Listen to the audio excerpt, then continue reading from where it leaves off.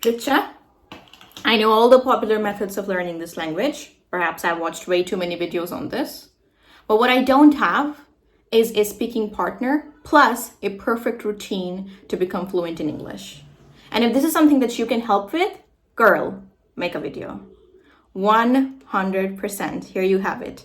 You request, I deliver. So these were some of my comments in the previous videos where I mentioned that I became fluent in English within a year, and some people might have some questions about this. Well, let me tell you one thing about my journey. I actually went from A1 to C1 in less than a year. So when I say I achieved it all in a year, I'm definitely not kidding. In this video, I'll show you the routine that I followed over the years and something that's helped me so much that I didn't have to travel abroad to learn the language, even though, as I mentioned earlier, it wasn't a possibility for me to go to America or to, hang out with Americans every so often just so I could pick the accent or pick the language that they use.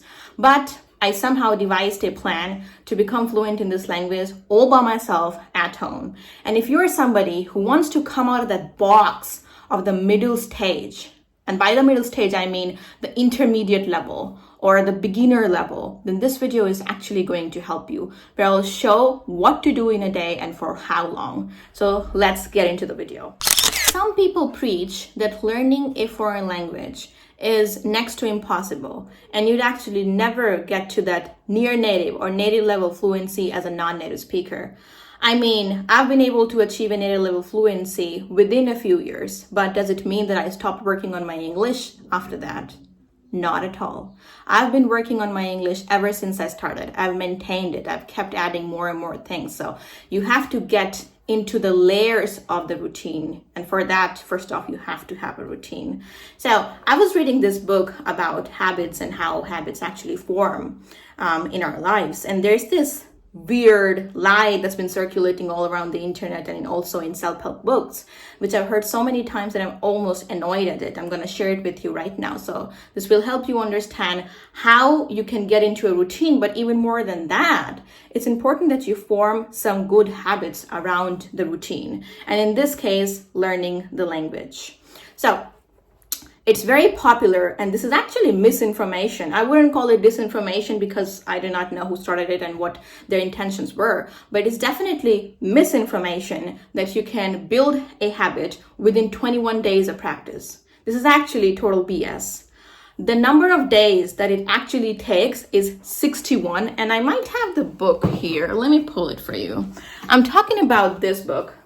So the information is backed up in this book, which is backed up by science. 66 days is how many days it takes for one to build a new habit. And so whatever I tell you in this video, you will at least have to practice it for the next 66 days or like a couple of months to be able to see like a sizable amount of change in your confidence and fluency all in all, and to make it a permanent change in your life. First things first, I've talked about this quite a few times on my channel at this point, but I want to take it to a next level and emphasize on the importance of reading even more. Yes, my first point is that you have to have a routine for reading, and it is a daily routine, not a regular routine. No vague terms here. It has to be daily, and you have to be able to pull it off. And that's why I said that you have to have a habit for that. Many people just get stuck in the loop of trying to be too disciplined. Just like human beings are not made to fly or be able to breathe inside water without any equipment, being disciplined every single day to the same level is actually really hard. So instead of that, what you should be chasing is a habit. Once you develop a habit of learning English, following your routine around English, it's going to become at least 80% easier. And I say at least 80% easier. And I stand witness to this. In the beginning, obviously, I had this opportunity to speak to some natives, but that was for a short period of time. After that, I was left to myself. I had to take the full responsibility of working and maintaining my language. And I'm still being able to do that. And I wouldn't say the journey has been hard or anything, because I had developed the routine plus the habit to learn English. So it never felt like I was going to do something new. It never took a lot of my willpower to get to the table or to pick a book or to get some listening in. And that's why I recommend whatever I say in this video, please follow it for the next 60-65 days, and you will actually see a change that you've never seen before. So going back to reading, I want you to start your day with reading. I guess I've mentioned the number of pages that I want you to read as a beginner, like as a beginner at reading. If you are a complete beginner, English is an alien language for you for now. You don't have to read or focus on difficult parts of the routine. For now, you're free from reading. I suggest that you go for resources that are in the audio form, audiobooks. And if you do want to read, you should combine listening and reading. For example, listening to an audiobook and reading the same book in front of you. So, but for people who have come out of that beginner stage at least, for you, you have to crunch those 20 pages. That's non-negotiable for the next 60 days. What I used to do personally is when I woke up in the morning, I would read the newspaper, and I'd read it for a good 45 minutes actually. But if that's not the kind of time that you can put into reading, especially in the morning, if your morning routine is a little hectic, then you might want to go for a 30-minute read. And don't go below a 30-minute read, because that is going to set the tone for the day. Many people are of the opinion that we should start the day by listening to some heated arguments or some podcasts or some debates or discussions. I mean, I'm not of the same opinion, and I'll tell you the reason why. Because I've done that personally and I did not see the benefits. If you listen to a debate, which I'm a big fan of, I like to listen to a lot of debates, but if you listen to a debate early morning and then you try to start your day and work through the day, make it as productive as possible, it actually becomes a bit hard. Why is that? Because when you listen to someone's voice, which is sharp or strong or aggressive, it kind of becomes the dominant thought in your mind. And it becomes an earworm. Earworm is something that, especially songs, that play in your mind on loop. So you don't want to get your dominant thoughts, something that you keep thinking about repeatedly throughout the day, from that 15-20 minutes of early morning listening. So we'll skip that part. Listening comes in the middle of the day or at night. So we'll start the day by reading the newspaper. If you can't get your hands on the newspaper, you can always get a book and read 20 pages, or just read it for 30 minutes. You can also combine that listening and reading thing, listening to an audiobook and reading at the same time. The next point is obviously listening. It has made me fluent over the years, and it deserves most of the credit. How did I do it? I usually listen to a conversation that was in my interest after school. So when I returned from school at around 2 p.m., I'd just jump on my bed and get started with a video of my choice. But now what I do is I've diversified the topics that I listen to. Sometimes I listen to political debates, for example, politics and religion and politics, whatever it is that you like listening to. And you have to divvy up the time, because I want you to get at least 30 minutes of listening every single day, non-negotiable again. So you can divvy up the time like this. You can listen to something that is related to your work, or something that will benefit you directly in conversations. So pick a topic like that. It is usually related to work or family. Give 15 minutes of your time to that piece every single day, and the rest 15 minutes is for something new. For example, learning about your body and how to be healthier, learning about your brain, or learning about the world in general, like what's happening around the world and stuff like that. So that's how you divvy up the time. But if you're a working professional and you can, squeeze in this listening time in the middle of your break, then I think that will be great. So when you get the listening, it actually has to be done in the mid of the day or at night, not really in the beginning of the day, in the morning. As I explained, there are more harms than benefits to getting some heated discussion into your ears when you're just starting the day. So during the break time, if you feel that you still have the energy, now, I mean, obviously, if you think like this, You might not have the energy. If you question yourself each day, do I have the energy to get some listening? Your mind might respond yes or no, and it can actually be, pretty random. And that's why I recommend that you build a habit around it. Once you get into a habit, it is all automatic. So you have to pull some listening during your break time if you get any. And 15 minutes of listening during your break time, I think will do you a lot of good. So once you're done with listening, I want you to make it as active as possible. Take notes, listen to the pronunciation. And one thing that I also recommend my students a lot of times is that whenever you come across a new word and you're not sure of the pronunciation and you think like the American pronunciation is way too American for your Indian audience, then you should totally go on Google and check other pronunciations. Words in English have several shades of pronunciations. I guess this is something that everybody knows about, but also something that many people skip. You should try to listen to all the available pronunciations, and that is on the first page that you pull up on Google, so it's not a lot of work. And then you can pick your pronunciation, and you'll also be surprised to know that many words are wildly different in terms of the pronunciation between American and British English. So that's one thing. The second phase of listening starts at night, and I've already made a video on this where I go into the layers of why it is important to get some listening right before bedtime, because I understand as a first-time listener, it might sound like an odd idea to you, like why would you want your brain to do so much work right before bed? But the benefits from this practice far outweighs the potential harm that it might pose. So you have to get some listening before bedtime. What I recommend is doing it really, really actively. When you listen to a conversation for 15 minutes during the day, you can just listen to it, and it's okay if you're not taking notes. So don't feel pressure to take notes at that time, but when you do the same thing at night, turn it into a full-fledged learning routine with no loops or gaps whatsoever. And by that I mean, I want you to go full in, take notes, and check your memory with some tools like active recalling. And one thing to understand here is that when you're listening to something in the video form, or you're watching something for your listening, could be a movie or a series on holidays mostly, you can do it for 15, 20, 30 minutes, 60 minutes for that day.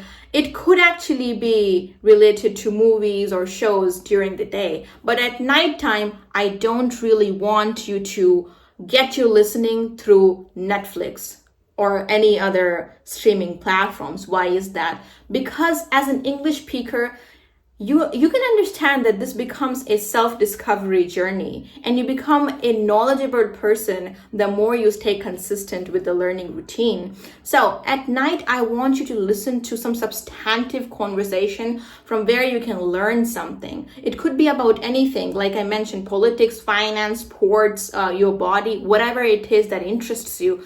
Take a listen, take some notes, and then obviously you have to keep revising that. No movies allowed at night, let me tell you that much.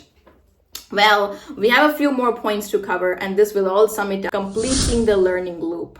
Now, I know many of you might be of the opinion that your English is actually very good because you have a lot of English inside you. You might not be the best speaker in the world. You might hesitate when it comes to speaking in conversations or in front of vast audiences. I get it. But, I'm good at writing because I've studied English at school. I've studied English at college. I listen to so much English content. I mean, the best test for you would be fast texting. So this is my point about writing, and I'm talking about it for the first time. And let me tell you once again, I do it for myself personally.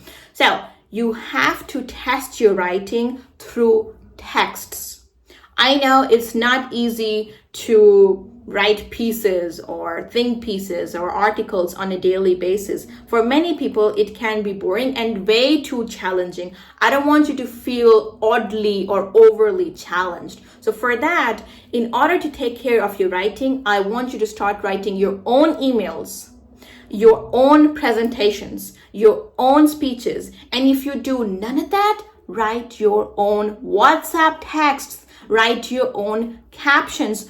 Don't depend on any AI. If you outsource your thinking and like your entire brain function to an AI tool, then definitely that's not going to make you into a sharper person. The AI itself might become sharper from all of that experience.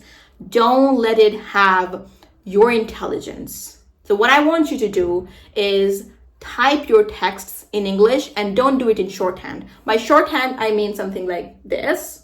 Go from this, please write like a normal person, write something like this. Don't do shorthand, and try to text fast with someone. If you can get on the texting chain with someone, not all of us can do that, but you have AI tools that they'll be ready to talk to you, and see how fast you're able to think good English with accuracy. And I also want you to take care of your grammar. Correct grammar, correct vocabulary, and fluency. You can check all the three by just writing on text a few times a day. That will cover your writing. I'm not going to give you like the number of minutes or the number of hours you have to do it each day. Do it as much as possible and do it as often as possible. The final point of this video, which is, I'd say, the most important point of all the points that I've discussed so far, even though each point has its own importance and significance when it comes to making a routine around learning a language. But this point, I bet you've never heard it before, and this might even blow your mind. When I get some listening at nighttime, my house is pretty quiet. Like my family, they're all getting ready for bed, or they're doing something like their night care routine or stuff like that. They're generally not moving around, not talking too loudly, not cracking jokes or anything. So it's pretty quiet in my house. And I think it's the same case with all of you listening and not listening. So at that time when I get some listening, I immediately, after 8 to 10 minutes of listening to a conversation, it gives me this odd power to be able to speak on that subject pretty fluently. It happens to me, and I bet it will happen to you, or it already happens to you. You know what I mean? Let's say I'm listening to a debate on climate change. And before coming into the debate, like as a listener, I had no idea about climate change, but I listened to two intelligent, complex brains going back and forth on the issue or debating the issue. And I feel like, okay, I'm starting to catch up. I understand what they're saying. And then comes a point right after 5 to 6 minutes of listening, the point will come where you'll know I might have an opinion of my own. Oh, good point. I agree with you. Oh no, I don't agree with you as much.